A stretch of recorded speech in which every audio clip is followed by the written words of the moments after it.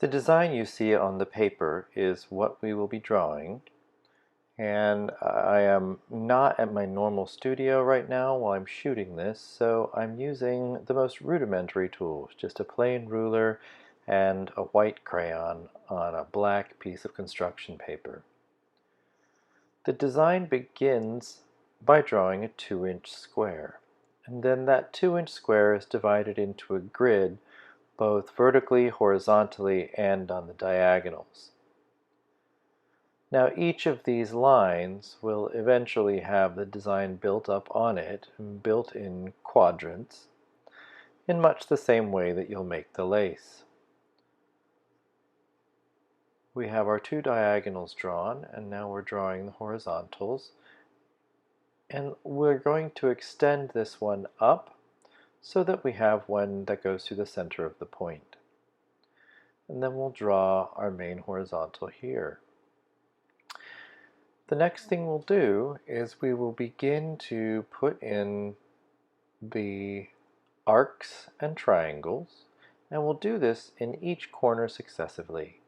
First we'll start about 1/4 of an inch or 6 millimeters from the corner. We draw one arc, and then we'll draw a second arc right next to that with triangles coming out from it. Then arcs come off of the triangle and they extend to the center diagonal as well as to the outer perimeter. And we'll draw this in each corner first, working as hard as possible to make sure that each one is as close as possible to the one we've just drawn before. That way everything is symmetrical and even.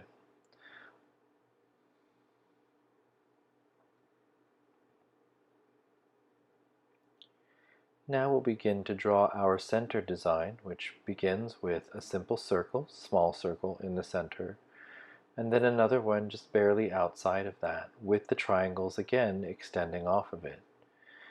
Pay extra attention to making sure that your triangular points are very equal. Once the triangular points are drawn, we will draw the arcs around, and then arcs in the ends of the 4 cross points. And now our basic square is done. So now we'll move on to drawing the design for the point.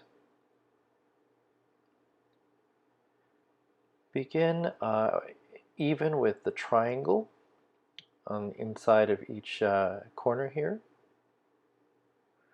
It's just a little bit over 1/4 of an inch. And then the height of the point is 1.5 inches. Make a nice smooth arc to create the shape. I often will turn the paper around to make sure that the arcs are even and well balanced. Then we will make our X in the center of the triangle. We're not going to put a cross line because the point itself is a little bit too small to accommodate the cross line. So we're going to use the same basic design inside the point, but the star in the point will only have 6 radial points to it instead of 8. Also, because of the smaller space, there is no center ring inside the star. Just like we have the center ring in the square, we don't have the same center ring in the star.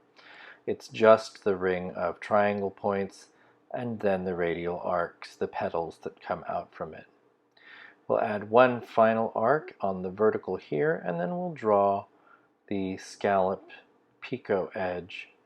So you'll see that I'm visually dividing this up.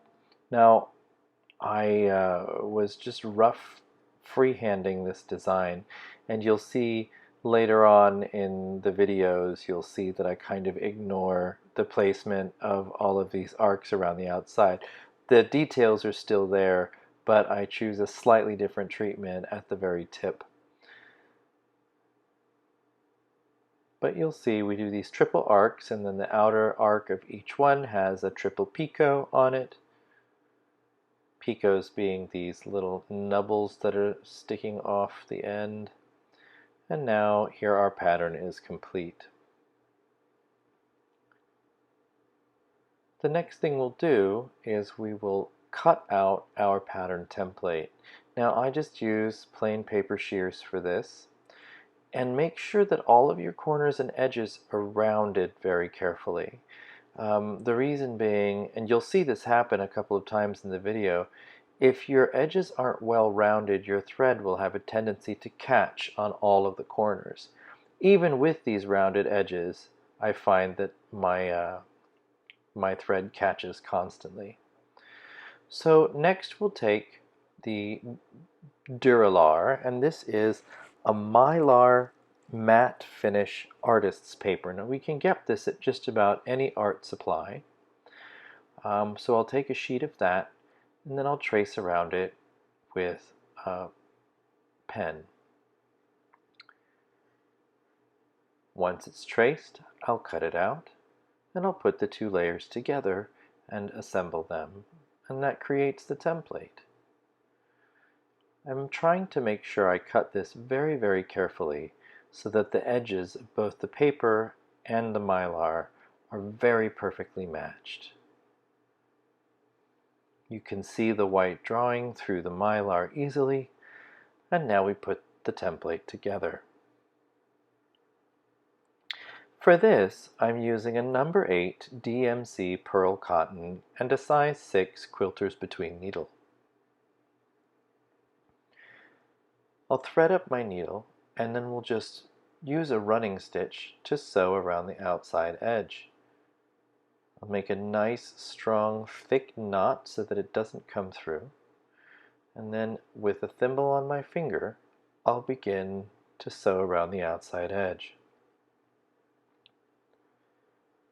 And this is very basic. It's not complicated sewing. The stitches don't have to be particularly small. But you can see that I'm pulling quite tight, and that's because I want the layers to be very firmly secured around the edge.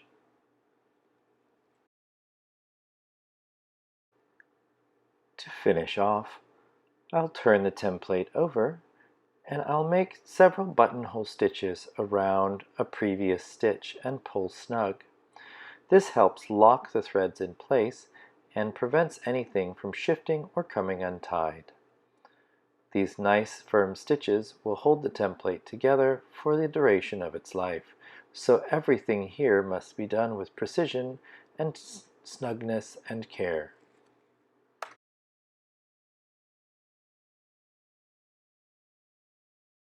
One of the more complex parts of making a needle lace template is piercing the template for all of the tacking stitches. Now in this technique, we're using what is known as the Amelia R's method of tack stitches. And these tack stitches are short, small stitches that are threaded through the card before the lace making begins. All of these tack stitches will occur at the intersections of the different areas of the design motif. So you see where this arc connects up with the edge, we're going to put a tack stitch. At the tips of the triangles, we'll put another tack stitch. Running along some of the long floats where we have the diagonals and the cross, we'll put a very firm tack stitch. And what this does is it gives us lots of locations to secure our work as we're making the lace. And then we don't have to work our way around the perimeter until the lace is complete.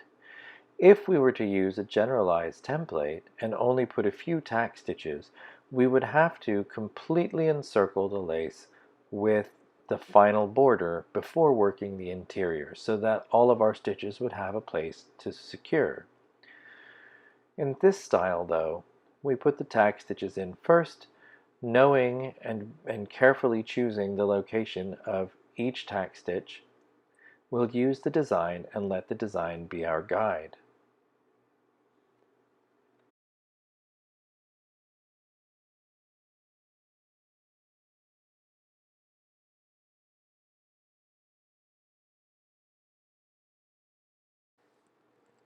Once the perimeter has been threaded with all of its tack stitches, we'll begin to work in the interior. And you can see here that I have put double holes parallel all along the main diagonal, and I'm putting these little tack stitches right at the intersections of major elements of the design. Once again, this ensures that I have places to secure all of the work as I go. Once the diagonals are punched, then I'll work my way around the rest of the interior.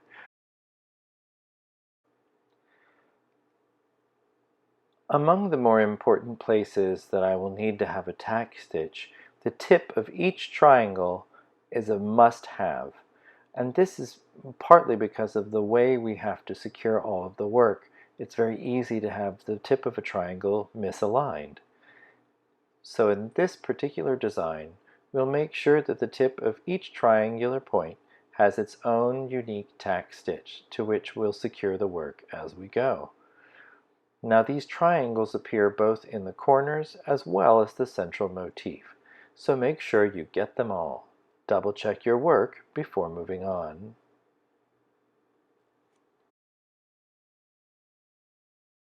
Next, I'll make sure that I put tack stitches along the cross. All of these vertical and horizontal lines within the motif also need to be well secured. Here you see the completed template punch for the square. Now, as I work my way to thread the interior of the card, I'm going to work in a zigzag fashion.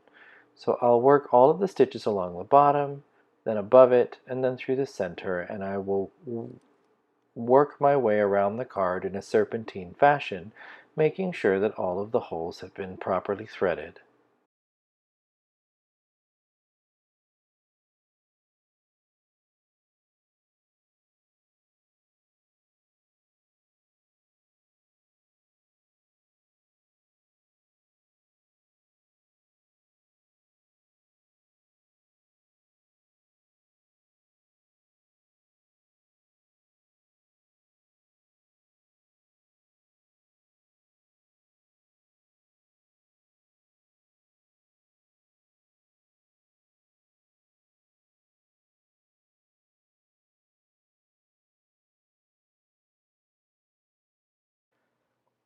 With the square portion of the template threaded, I'm going to put my thread through to the back, and I'll find a place to secure it.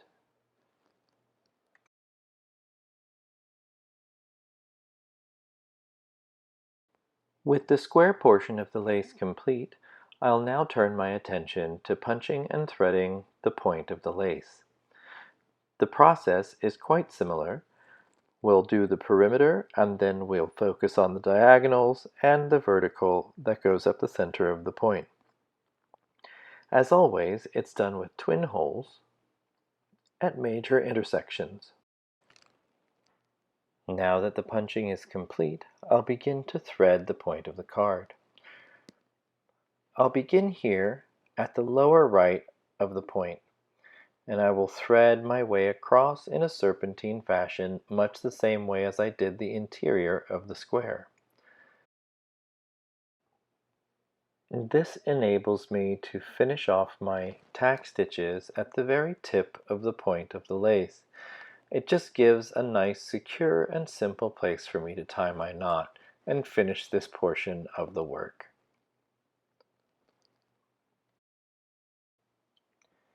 As you're working, make sure that you pull the threads nice and tight for the tack stitches. One of the reasons why I like to use the mylar covering is because mylar is very hard to tear. Now, these tack stitches should be quite tight because they'll be under a lot of pressure. The strength with which you pull the stitches as you make the lace results in a lot of pressure on these tack stitches, and you really don't want them pulling out of the template as you're working. So it's important that as you thread this up, you are mindful that the stitches you use should be strong and firm. And you'll see as I take each stitch, I am securing with my thumb and I'm holding tight so that nothing is lost in tension and all of the stitches are very secure. Here is a fully threaded card ready for the lace work to begin.